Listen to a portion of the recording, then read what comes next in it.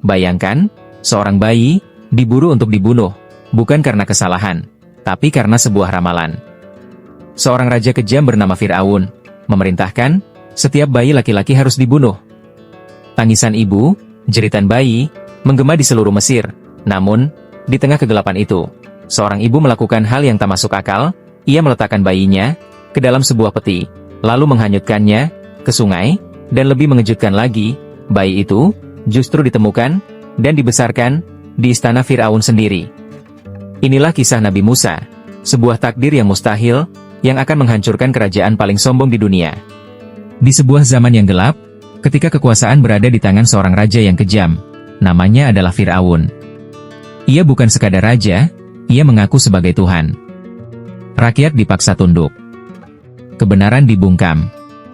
Dan ketakutan menjadi udara yang dihirup setiap hari. Namun suatu malam, sebuah mimpi membuat Fir'aun gemetar. Ia melihat kerajaannya hancur oleh seorang anak laki-laki dari Bani Israel. Sejak saat itu, ia memerintahkan sesuatu yang kejam. Setiap bayi laki-laki harus dibunuh. Tangisan ibu, jeritan bayi, menjadi suara yang menghantui Mesir.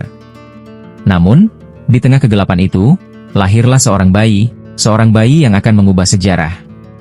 Namanya Musa. Ibunya menyembunyikannya dengan penuh ketakutan. Namun waktu terus berjalan, dan ancaman semakin dekat. Hingga Allah memberi ilham, letakkan dia di dalam peti, dan hanyutkan ke sungai Nil. Betapa berat hati seorang ibu, melepas bayinya ke arus sungai, namun ia percaya, Allah akan menjaganya. Dan sungai itu membawa Musa menuju takdirnya. Peti kecil itu mengalir, melewati arus, hingga akhirnya sampai di istana Fir'aun. Istri Fir'aun, Asyah, menemukannya. Saat ia membuka peti itu, ia melihat wajah bayi yang bercahaya. Hatinya luluh. Jangan bunuh dia, katanya. Mungkin ia akan bermanfaat bagi kita. Dan tanpa mereka sadari, bayi yang mereka selamatkan adalah awal kehancuran mereka. Musa tumbuh di dalam istana musuhnya sendiri. Ia hidup dalam kemewahan, namun hatinya tetap membela yang tertindas. Hingga suatu hari, takdir kembali bergerak. Ia melihat seorang Bani Israel dipukul oleh orang Mesir. Tanpa berpikir panjang, Musa menolongnya. Namun pukulan itu membawa kematian. Musa terkejut. Ia tidak berniat membunuh. Ketakutan menyelimuti dirinya. Ia tahu, Mesir bukan lagi tempat yang aman. Dan malam itu, Musa melarikan diri, meninggalkan istana, meninggalkan masa lalunya. Ia berjalan jauh, sendirian, tanpa arah, hingga akhirnya sampai di negeri Madian. Di sana, ia bertemu dua wanita yang kesulitan mengambil air. Dengan kebaikan hatinya, Musa menolong mereka. Kebaikan itu membawanya pada sebuah keluarga yang mulia. Ayah mereka adalah Nabi Syuaib. Musa pun tinggal di sana, bekerja, menikah, dan menjalani hidup yang tenang. Tahun demi tahun berlalu, namun takdir belum selesai. Suatu malam, dalam perjalanan kembali ke Mesir, Musa melihat cahaya api di Gunung Sinai. Ia mendekat, berharap mendapat petunjuk. Namun yang ia temukan bukan sekadar api. Itu adalah panggilan dari langit. Wahai Musa, aku adalah Allah. Tubuh Musa bergetar. Hatinya bergetar. Ia dipilih menjadi seorang nabi. Allah memberinya mukjizat, tongkat yang berubah menjadi ular, dan tangan yang bercahaya. Namun tugasnya tidaklah mudah. Ia harus kembali menghadapi Fir'aun, raja yang pernah membesarkannya, namun kini menjadi musuhnya.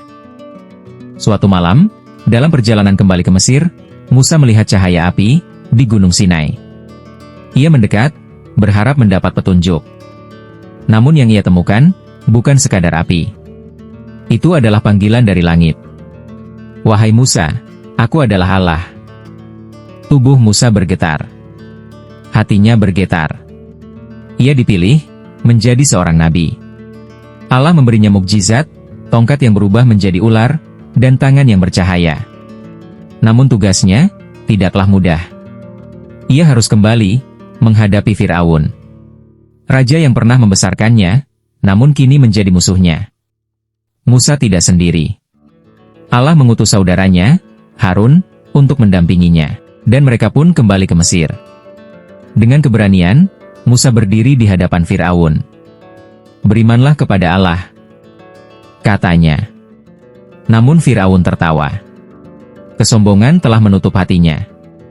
Ia bahkan berkata, "Akulah Tuhan kalian yang paling tinggi." Untuk membuktikan kekuasaannya, Fir'aun mengumpulkan para penyihir terbaik.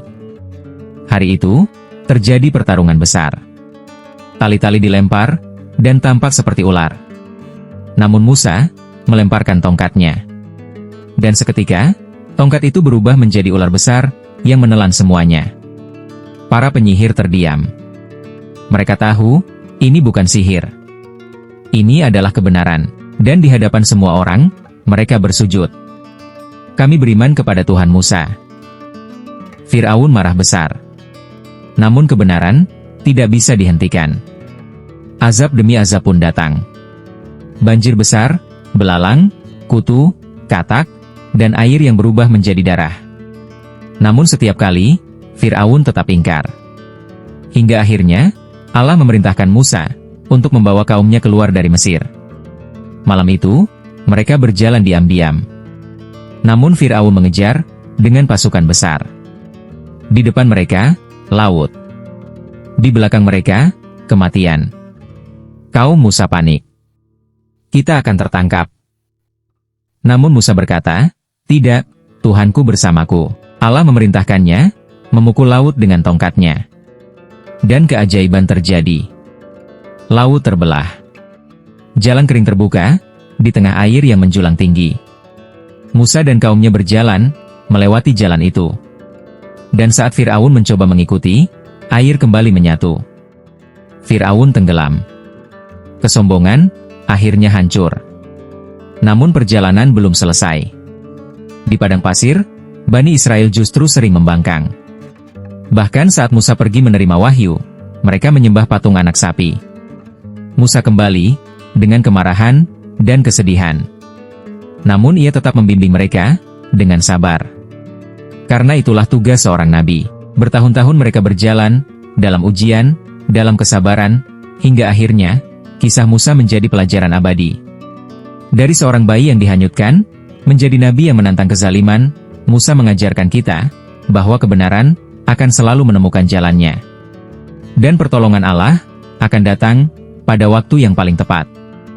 Dan akhirnya, kita belajar bahwa kekuasaan sebesar apapun tidak akan mampu melawan kehendak Allah. Fir'aun yang mengaku sebagai Tuhan, akhirnya tenggelam oleh kesombongannya sendiri. Dan Musa, seorang bayi yang pernah dihanyutkan di sungai, justru menjadi pemimpin yang membebaskan kaumnya.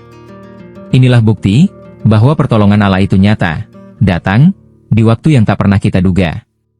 Jika kamu sedang merasa lemah, sedang berada di titik terendah, ingatlah, Allah tidak pernah meninggalkan hambanya. Karena setiap kesulitan, pasti diikuti kemudahan. Dan setiap cerita, selalu punya akhir yang indah, bagi mereka yang bersabar. Terima kasih sudah menyaksikan.